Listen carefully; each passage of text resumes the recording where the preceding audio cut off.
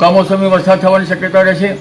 અરબ સાગરનું જે સિસ્ટમ છે એ લગભગ થોડા દિવસ પછી તોફાનમાં પરિવર્તન થવાની શક્યતા રહેશે અને અરબ સાગરની સિસ્ટમ છે તેનો ભેજ પણ ગુજરાતમાં આવવાની શક્યતા રહેશે. આથી લગભગ ગુજરાતમાં ભર શિયાળે ચોમાસાનો માહોલ સર્જાશે. એટલે હવે ધીરે ધીરે લગભગ સુરતના ભાગો, આહવાના વલસાડના ભાગો, મુંબઈના ભાગોમાં વરસાદ થશે. મુંબઈના ભાગોમાં ભારે વરસાદ થવાની શક્યતા રહેશે અને આ માસના અંતમાં અને લગભગ 3-4 નવેમ્બર સુધીમાં ગુજરાતના ભાગોમાં ભર શિયાળે ચોમાસું આવે તેવી શક્યતા રહેશે. જેમાં સૌરાષ્ટ્રના ઘણા ભાગો, કચ્છના ભાગો, આ ઉપરાંત ઉત્તર ગુજરાતના ભાગો અને મધ્ય ગુજરાતના ભાગો, વડોદરા તેમજ લગભગ ખંભાત, સાતપુરા અને